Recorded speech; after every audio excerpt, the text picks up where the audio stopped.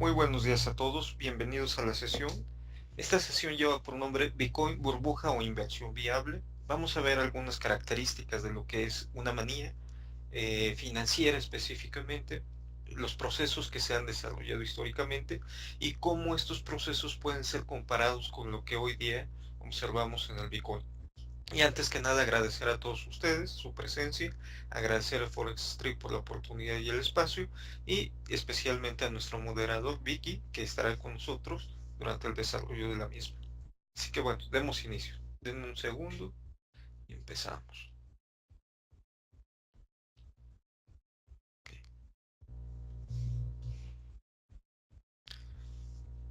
En primer lugar, manías financieras.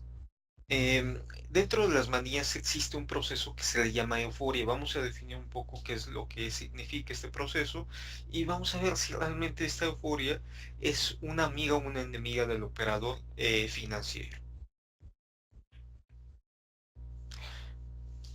Bueno, aquí tenemos directamente lo que es la definición de una manía financiera. Aquí la manía realmente es la pérdida de la función original del activo subyacente, lo cual presenta una serie de etapas. Primero, la euforia, que es el incremento constante de la cotización del activo. Esto sin tener realmente una representación real sobre la utilización del activo y sobre el valor real del activo. Hemos visto euforias de todo tipo a lo largo de la historia y que ha llevado directamente a la pérdida de un gran valor en términos financieros. La segunda etapa es la depresión, que es una caída constante en la cotización, pero de forma ordenada. Es decir, cuando vemos las primeras correcciones dentro de lo que es la cotización de un activo que está siendo usado de forma intensiva o de forma irracional. Y la tercera etapa es el descrédito. Este descrédito ya es un proceso de caída acelerado en la cotización y de forma muy desordenada, donde los operadores están realmente buscando liquidez y la reducción de riesgo. Y esto lleva a colocar posturas a precios realmente muy desordenados. Ok, veamos ahora el papel de la euforia. La euforia puede ser de tres tipos y esta euforia se desarrolla a través del posicionamiento de posturas en el mercado con precios cada vez más altos con la única intención de generar ganancia con el diferencial del precio sin atender realmente la utilización del activo subyacente. Insisto, hemos visto muchos de este tipo de procesos a lo largo de la historia y tal parece que no sé, hemos encontrado en los últimos años con procesos activos muy fuertes. Bueno, en primer lugar, la euforia más común es del tipo de reventa, donde se compra directamente el activo para después revenderlo a un precio más alto sin hacer uso del mismo. Esto realmente se le denomina primera etapa porque en esta primera etapa los grandes operadores son los que realmente realizan las transacciones. Son operadores que están con una disposición de información un poco más amplia que el resto de operadores y pueden generar posicionamientos a muy temprana etapa de lo que es un largo periodo de incremento en la cotización o del desarrollo de la etapa de euforia. El segundo es la sobrevaloración de beneficios. Se negocia el activo bajo la premisa de obtener rendimientos excesivos. Esta es una segunda etapa donde los participantes del mercado ya es un poco más amplia. Vemos a grandes instituciones financieras y a pequeñas instituciones financieras. La tercera etapa es de apalancamiento excesivo. Aquí esta etapa se caracteriza por generar posicionamientos con altos niveles de apalancamiento, es decir, solicitando préstamos para mantener posiciones a un mayor volumen de operación al que originalmente teníamos derecho con lo que es nuestros recursos naturales. Ahora bien, esta tercera etapa se caracteriza también por ser la llegada de pequeños inversionistas al mercado. Es la última fase de expansión de lo que es una manía y es donde la mayor parte de los pequeños operadores ingresan, generando cada vez mayores niveles de volatilidad y en consecuencia rendimientos cada vez menores. Es un fenómeno que ocurre siempre en la última etapa de desarrollo de una manía, insisto. Vamos a ver procesos que están vinculados con la historia y cómo se comportaron estos procesos para poder identificar cuáles son las fases que se sigue usualmente en una manía y cómo es que podemos identificarlos hoy día. La tulipomanía es la primera de las grandes crisis financieras y la primera manía detectada a nivel histórico. Y es un proceso muy interesante porque marca realmente el proceso de manías que se han seguido desarrollando a lo largo de la historia a partir de esta. Veamos en qué consistió. En primer lugar, este fenómeno se desarrolló de forma paralela a la Guerra de 30 años en Holanda. Y es considerado, insisto, la primera gran crisis financiera. La base de especulación en este momento era directamente el precio de los bulbos de tulipanes, los cuales, debido a la mezcla que se estaba generando de los mismos, generaban cada vez colores más distintivos y más raros, lo cual hacía que el bulbo costara cada vez más. Esto se generó a partir de un mecanismo conocido como derecho de entrega, que es un poco la base de lo que hoy conocemos como contratos de futuros. De hecho, a partir de esta gran manía, se desarrollaron los primeros contratos de futuros en Holanda y es un mecanismo muy, muy interesante, el de derecho de entrega, el cual daba al comprador el derecho de recibir el bulbo una vez que éste florecía. Así que bueno, es una irracionalidad total. Las características para que este proceso se diera. Inicialmente, un exceso de liquidez. Este exceso de liquidez puede ser formado por dos condiciones básicas. Una, que previo a esta manía se desarrolla un crecimiento sostenido en la economía. La segunda, que las bajas tasas de interés sean dominantes en el mercado y eso estimule la adquisición de préstamos para la compra de activos eh, en el mercado financiero. Dos, la realización de negociaciones sin el uso del subyacente. Esto es algo importantísimo en las manías. Esto nos lleva a que realmente se está especulando con el precio de los bulbos en ese momento sin la intención de hacerse realmente de la flor una vez que abriera. Esto lleva a grandes condiciones de liquidez, grandes condiciones de volumen de operación en los mercados que lleva en consecuencia al constante cambio en la cotización. 3. Negociación con altos niveles de apalancamiento. Como hemos visto, este tipo de negociaciones aparecen usualmente en la fase última de las manías. Son movimientos que aprovechan realmente la incorporación de pequeños inversionistas al mercado, donde estos pequeños inversionistas para competir dentro de las posturas de mercado tienen que hacer uso de créditos y líneas de crédito para poder acceder a los activos. Y mediante este apalancamiento lo que están incrementando realmente son sus niveles de ganancia, pero también sus niveles de riesgo. Es una situación dual muy interesante y que deriva cuando la liquidez se limita o se contrae en grandes oscilaciones en los precios, dado que estas operaciones y estos inversionistas de última instancia deben de liquidar sus posiciones para solventar los créditos otorgados. Y bueno, muchas de las veces se hacen a precios de liquidación.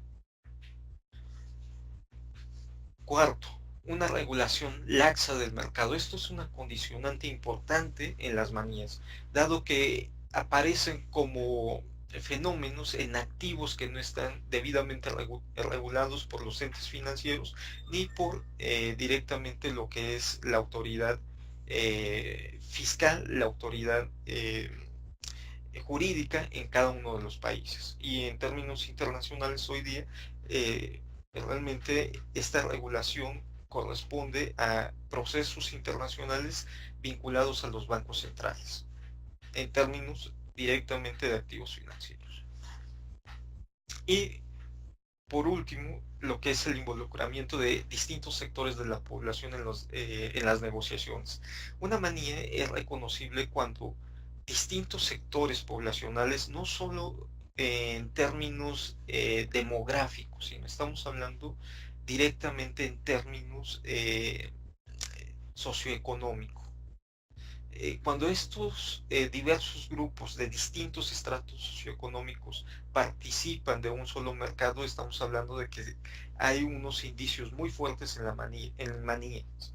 El último que hemos visto y que ha sido un gran riesgo para lo que es el sistema financiero internacional ha sido el uso de hipotecas subprime en Estados Unidos y en parte de Europa, donde pequeños inversionistas, gente común, tenía en su posesión múltiples créditos hipotecarios porque las tasas de interés eran sumamente bajas y permitían el alto nivel de apalancamiento de los individuos, llevando a su vez 3 o 4 créditos de distintos bienes inmuebles, los cuales eran pagados a través del arrendamiento o bien mediante los ingresos regulares de las personas. Cuando las tasas de interés, es decir, cuando la liquidez se contrae, en automático estos caen en insolvencia.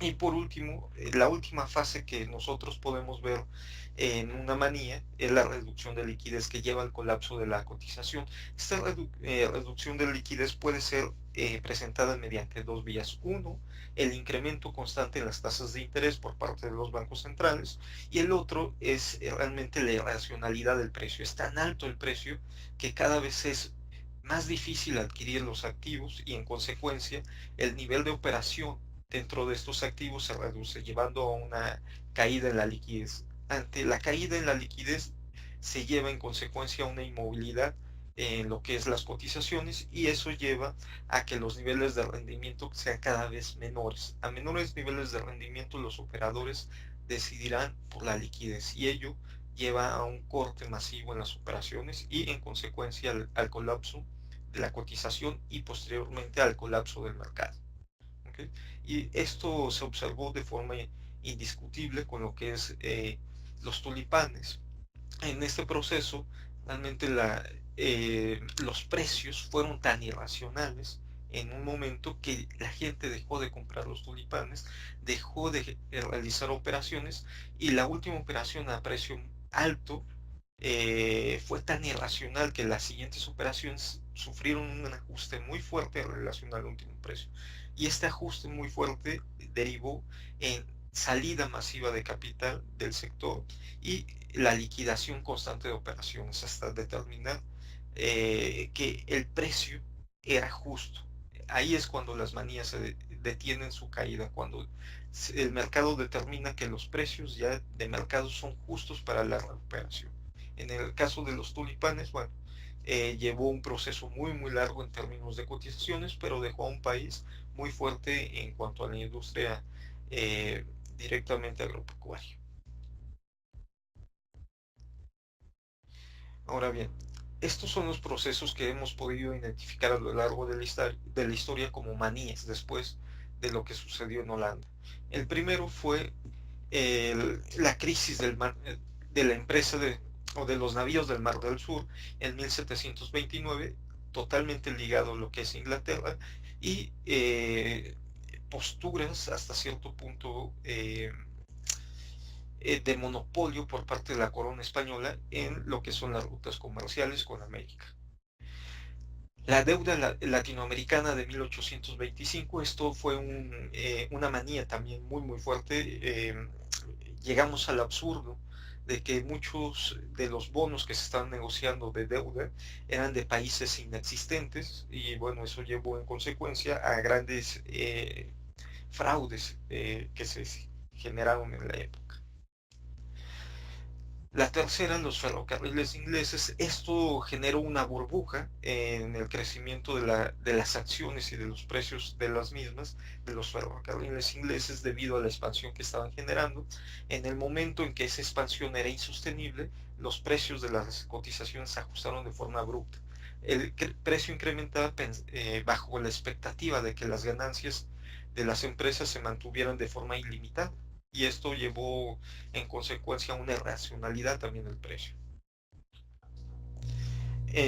Una de las últimas del siglo pasado fue las empresas.com, donde grandes empresas tipo Netscape presentaban altos niveles de pérdida. Sin embargo, estos altos niveles de pérdida eran ignorados por los operadores, los cuales estaban dispuestos a pagar precios cada vez más altos por la acción por una empresa que estaba registrando pérdidas.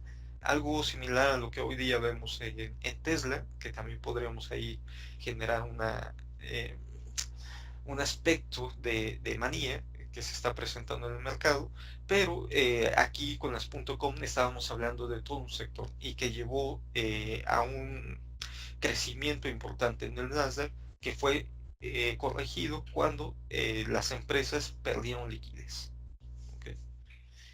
Y la crisis subprime. La crisis subprime vemos como un activo subyacente era totalmente de alto riesgo, y los contratos de futuros eran tan complejos que los operadores y muchas de las personas que adquirieron estos activos dejaron de entender qué es lo que estaba sosteniendo el contrato. En consecuencia, cuando se deja de entender lo que sostiene el contrato, puede ser objeto de fraude, como sucedió en Estados Unidos, donde muchos de los CDOs eran hipotecas generadas con un alto nivel de riesgo, lo cual llevó a que cuando la liquidez nuevamente se contrajo, este nivel de riesgo incrementara, llevando al impago y en consecuencia a lo que conocimos con la crisis subprime. Y por último, el Bitcoin. Aquí entre signos de interrogación, porque aún hay muchos aspectos que podríamos estar enfrentando en el Bitcoin que podría generar una serie de condiciones que lo dejen que lo alejen de un comportamiento típico de mania. Vamos a ver cuáles son las condiciones del Bitcoin. Primero, veamos cuáles son los problemas estructurales de la criptodivisa y veamos qué es realmente el Bitcoin. El Bitcoin como tal es un algoritmo. ¿Okay? Este algoritmo es un eh, código matemático de alta complejidad. La resolución de este código lleva como premio la asignación de lo que se denomina Bitcoin. Es decir, es un pago por la resolución de este código. ¿Ok? ¿Cuáles son las características básicas? Primero, funciona bajo un esquema distribuido. Esto quiere decir que es multinodal. Cada equipo por sí mismo es una redundancia de lo que es las operaciones y el código transmitido a través de ellas. Mantiene los datos de los participantes de las operaciones cifrados gracias a la implementación de dos aspectos del código. Uno denominado nonce, donde directamente va la información de los participantes del mercado, y la otra denominada hash, que es el encadenamiento con, con el bloque anterior o con la operación anterior. Otra de las características que tiene, y esto es muy interesante y que bueno, causa algunos conflictos en adelante, es la no dependencia de una sola red o nodo. Y bueno, es problemático a grosso modo, y lo veremos más adelante. Su funcionamiento es independiente del sistema bancario tradicional. En consecuencia, esto deja a la red sin una institución central, lo cual también tiene un alto nivel de complejidad. Veamos. Ahora bien, los problemas estructurales. La ausencia de un emisor central impide la intervención en el mercado para reducir los niveles de volatilidad en la cotización, lo cual es una de las funciones naturales de los bancos centrales cuando una divisa está siendo atacada y está siendo depreciada o apreciada por flujos comerciales o flujos de inversión.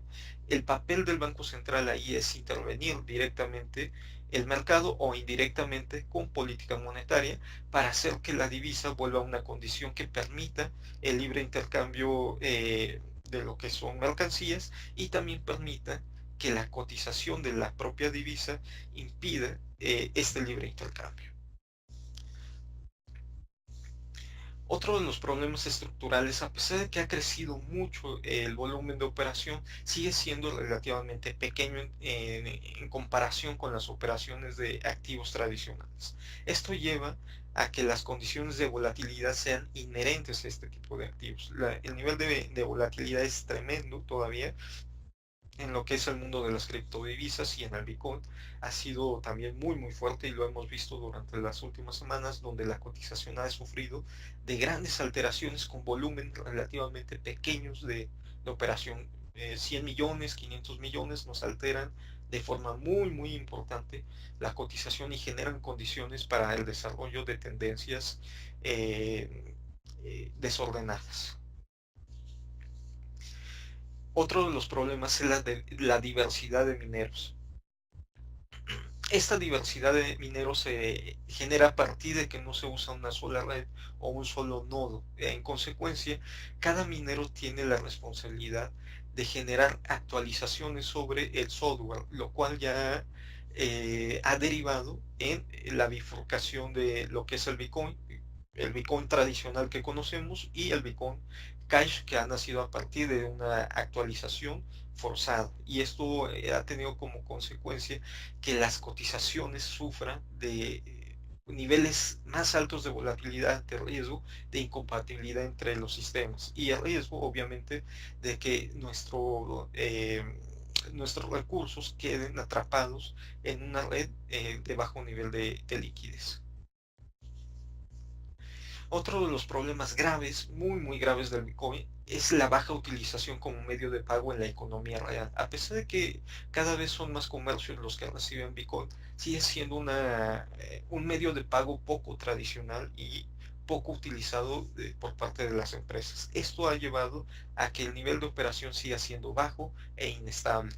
En el momento en que la utilización sea masiva, podríamos ver que el Bitcoin sí se convierte en un activo de inversión de largo plazo. Hasta que no llegue ese momento podríamos estar todavía a expensas de altos niveles de volatilidad. Es aquí uno de los aspectos más importantes para ver al Bitcoin como una inversión de largo plazo. Si se logra la implementación masiva como un medio de pago, podríamos entonces estar ante una divisa o una criptodivisa que podría ser un medio muy interesante de inversión.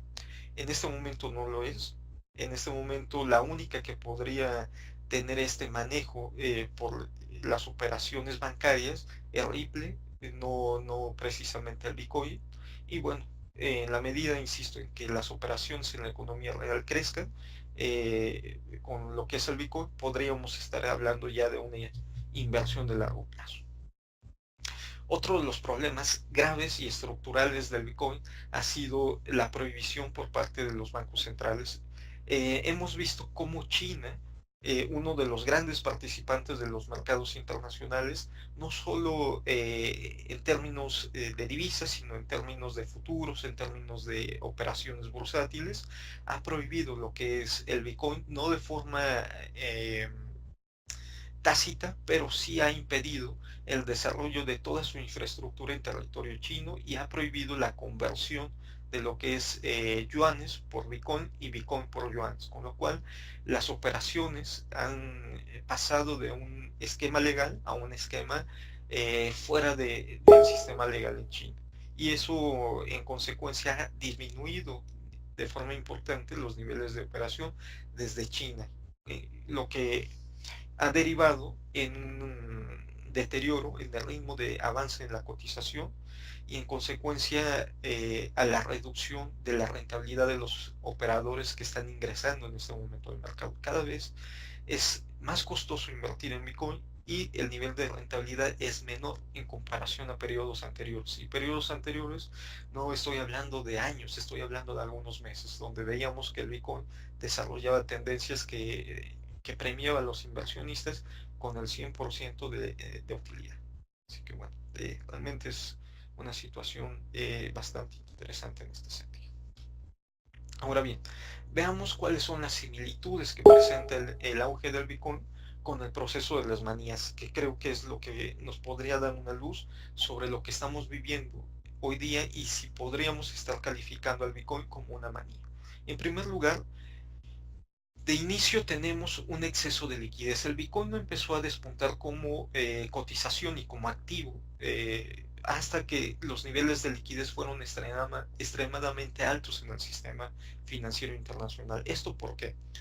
En primer lugar, las bajas tasas de interés que están presentes a nivel mundial desde el 2008. Esto aumentó el nivel de liquidez a nivel global. En segundo lugar, la inyección de eh, de lo que es dinero por parte de los bancos centrales a través de las políticas cuantitativas. Esto inundó al mercado de capital fresco y bueno, llevó en consecuencia la búsqueda de activos de alto rendimiento. Uno de ellos, el Bitcoin, sin duda. Segundo, la realización de negociaciones sin el uso del subyacente. Como hemos visto, el subyacente del Bitcoin es realmente un código y este código es una resolución matemática que no presenta valor alguno más allá del asignado por la oferta y demanda del propio Bitcoin. Así que bueno, esto nos habla de que no tenemos un subyacente tangible en este momento. Negociaciones con alto nivel de apalancamiento. Esto es algo derivado del exceso de liquidez. Al tener un exceso de liquidez, los participantes del mercado han podido acceder a créditos baratos. Con estos créditos baratos han generado grandes posturas en los mercados de criptomonedas y han hecho que los precios sufran una evolución muy acelerada en el desarrollo de las tendencias y en consecuencia hemos tenido grandes incrementos en la cotización, pero también grandes correcciones, motivado directamente del alto nivel de apalancamiento. Una situación que hoy día estamos viviendo de forma más constante en todos los activos, no solo en el Bitcoin, sino en todos los activos financieros, que lleva en consecuencia a incrementar los niveles de volatilidad en el largo plazo. Segundo, la regulación laxa del mercado. No existe en prácticamente ningún país una regulación aplicable a lo que es el sistema de criptomonedas. En consecuencia, es una zona gris donde los operadores están generando ganancias y donde las instituciones financieras buscan también ganancias en este momento. Sin embargo, no existe como tal una regulación que proteja a los participantes del mercado ni que dé una estructura sólida para momentos de incumplimiento. Incluso hemos visto a lo largo de la corta historia del Bitcoin grandes condiciones de fraude donde el robo de las unidades son constantes en lo que es las carteras electrónicas. Este es uno de los problemas más graves que podríamos estar observando en el Bitcoin en los últimos meses, que se han involucrado distintos sectores socioeconómicos en las negociaciones, con la idea o la expectativa de un exceso de rendimiento, lo que estaríamos hablando de una mezcla de segunda y tercera etapa de las euforias. Así que bueno, aquí nos está hablando directamente este proceso en, en una fase ya muy adentrada de la manía y que incluso podremos estar viendo en próximos meses un gran rompimiento en las cotizaciones si este proceso continúa. Porque volvemos a lo que habíamos comentado de inicio. Los niveles de rendimiento y los precios son tan irracionales en este momento que ya no compensa el nivel de riesgo lo que es el rendimiento. Así que bueno, eso va a derivar en cortes de las posiciones, acompañado con que este exceso de liquidez se va a reducir a través del incremento de las tasas de interés y de la salida de lo que es la Reserva Federal de los activos de largo plazo, es decir, reequilibrar su hoja de balance, la cual está muy cargada en este momento a lo que son activos de largo plazo. Y por último, esto lo pongo como una proyección a futuro. La reducción de liquidez va a llevar a cabo alteraciones tan importantes en los niveles de operación del Bitcoin que podría llevar al colapso de la cotización y del mercado, como lo hemos visto en las últimas semanas. Cuando los operadores han estado con expectativas de que la liquidez se reduzca, ya sea en Europa o en Estados Unidos, han generado posturas vendedoras, las cuales han llevado a una caída constante en la cotización y a un ajuste en lo que es la misma. Hemos visto cómo hemos pasado de los $5,000 a los 3,000, $3,500 en muy pocos días. Y esto nos habla de que la volatilidad es sumamente alta en lo que es el mercado.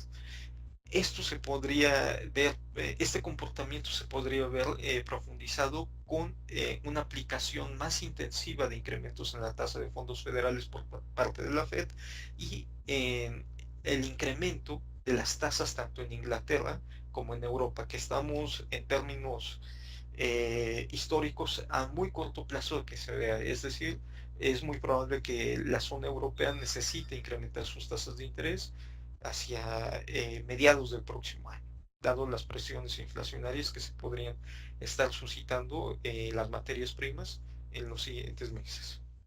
Así que bueno, espero que haya sido de utilidad la sesión y ahora sí, pasemos a lo que es directamente sus dudas y comentarios.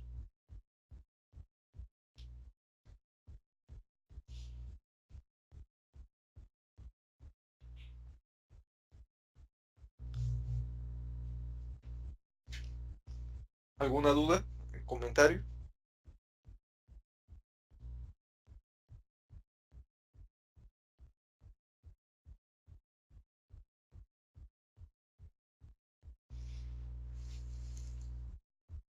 No sé si quede claro que a pesar de que el Bitcoin se presenta hoy día como una manía en toda forma, aún tiene condiciones para transformarse en un activo de operación muy, muy fuerte y sacarlo de lo que es la dinámica de una manía. Y tiene que ver, insisto, con lo que es la aceptación de la criptodivisa como medio de pago masivo. Esto le daría un nivel de profundidad de mercado muy muy fuerte que le daría posibilidad de sostener la cotización en largo plazo, y lo cual llevaría en consecuencia a una utilización como instrumento de inversión de largo plazo, donde ya los participantes institucionales, como son fondos de inversión, como son bancos, empezarían a hacer uso de este como reserva de valor y como medio de inversión también. Ok, en un segundo. Miquel,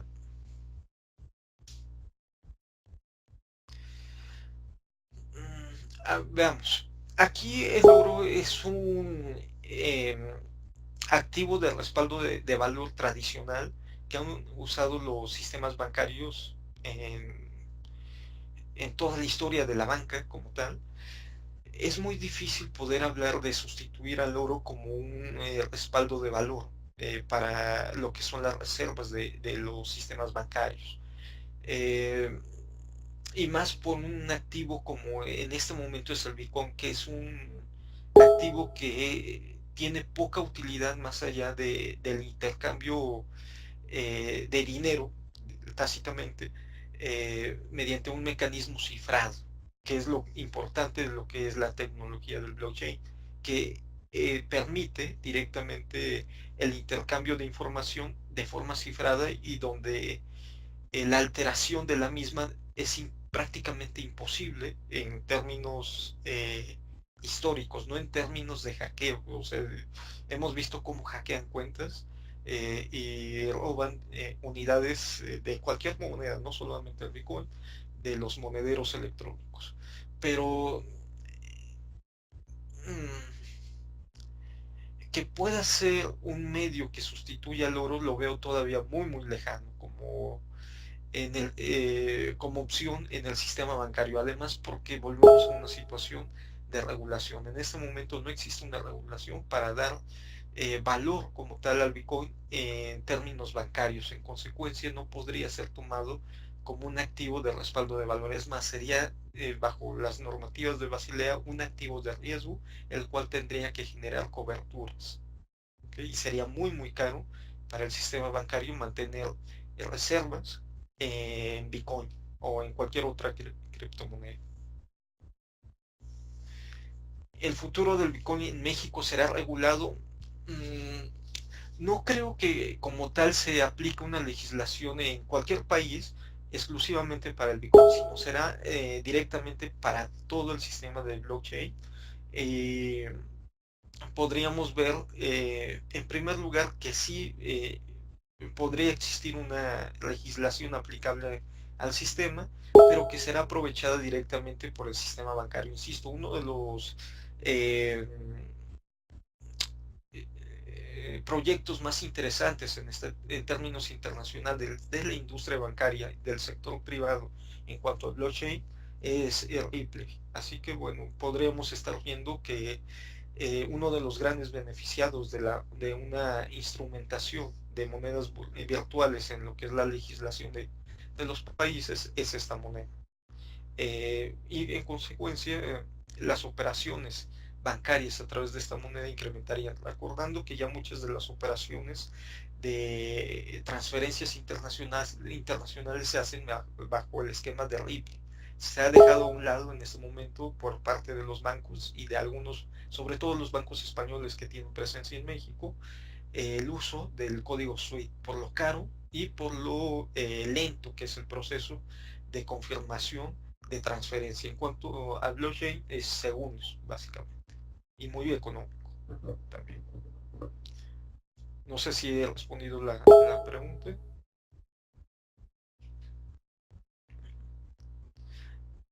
¿Qué importancia tienen las demás monedas virtuales con el Bitcoin?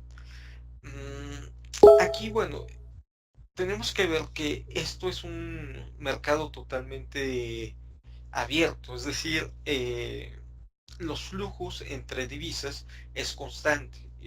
Una caída en el Bitcoin puede representar un incremento en alguna otra moneda que se anticipe o se tenga la expectativa de que podría mantener su valor más allá de las fluctuaciones que presente la moneda líder, que en este momento es el Bitcoin.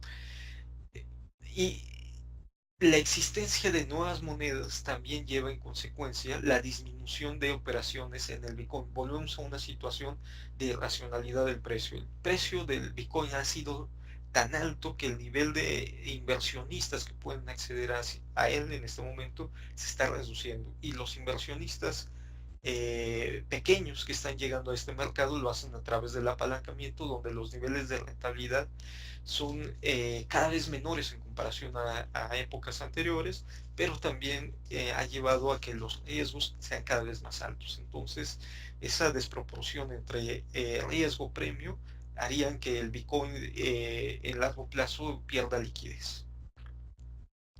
Y en consecuencia se opte por divisas o criptodivisas más baratas, donde podemos ver, por ejemplo, Litecoin, podemos ver también Dash, Monero, lo que es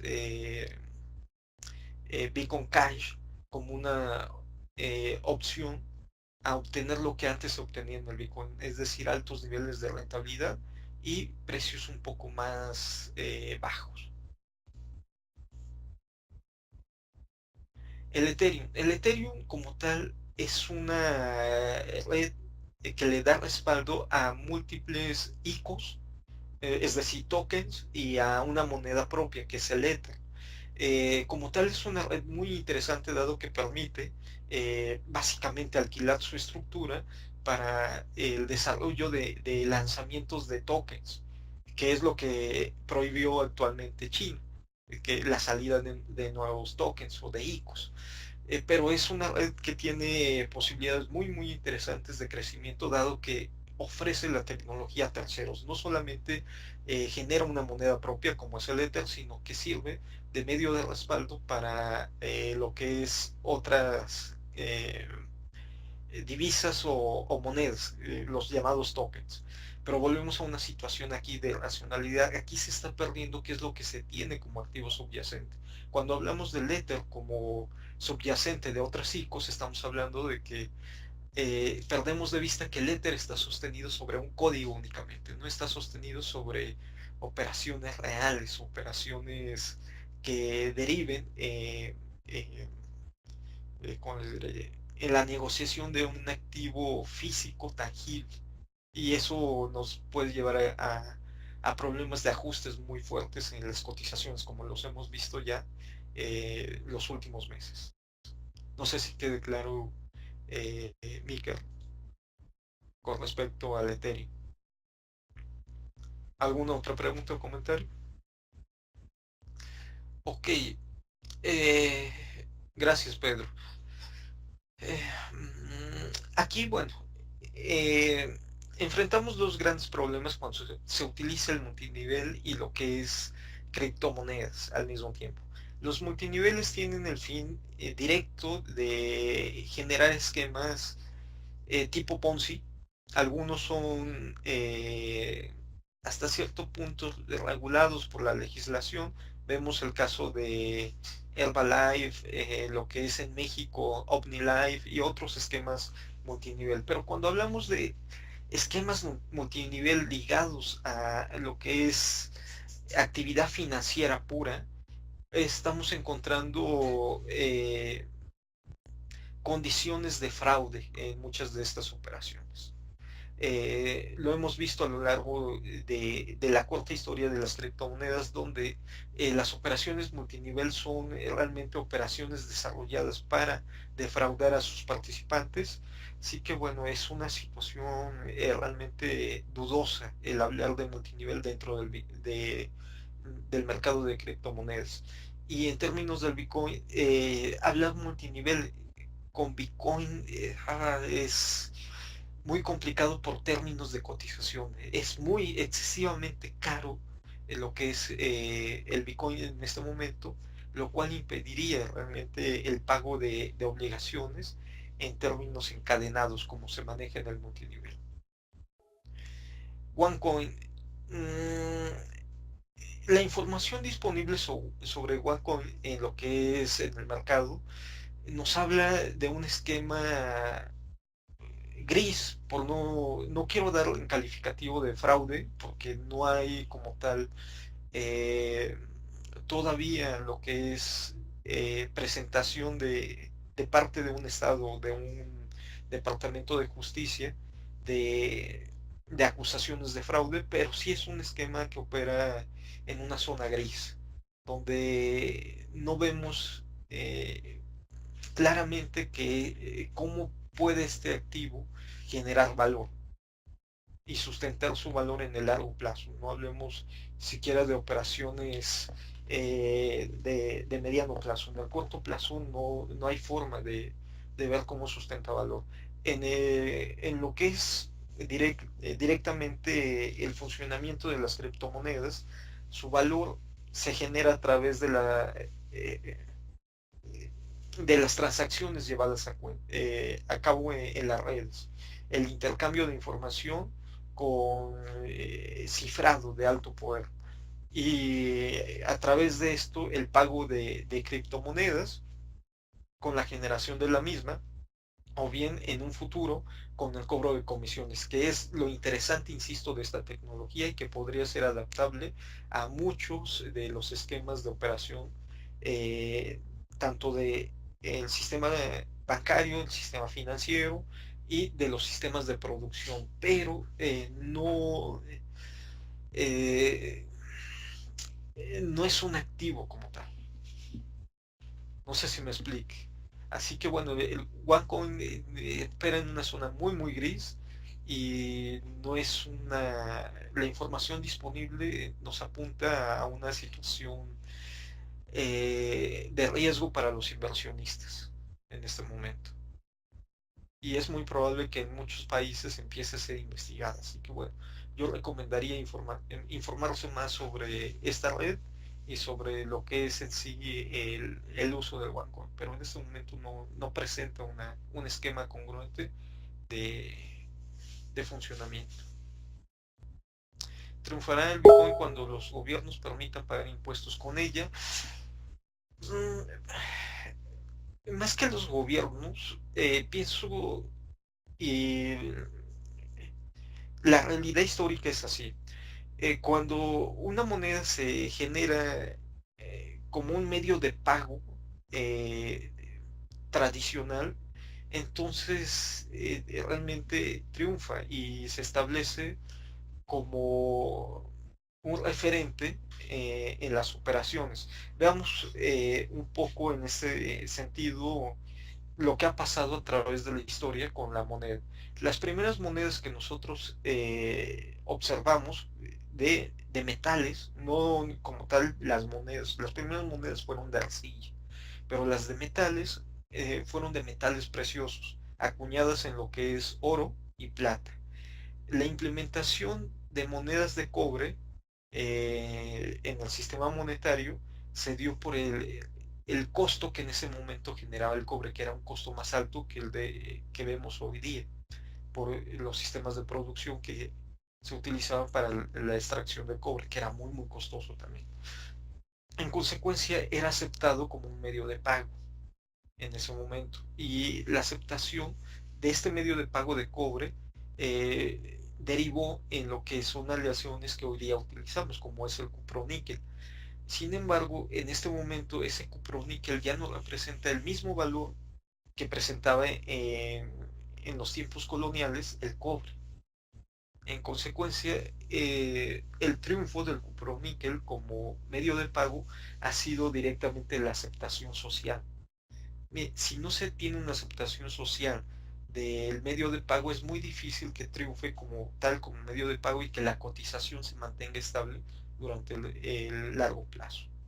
Así que no me enfocaría en los gobiernos, que los gobiernos permitan o impidan el pago de impuestos mediante criptomonedas, no tiene ninguna trascendencia. Es realmente que la población lo acepte como un medio de pago tradicional, lo cual va a llevar una curva muy larga en términos generacionales, dado que algunas generaciones no están ni siquiera vinculadas de forma profunda a lo que es el uso de la tecnología y sobre todo la tecnología de la información.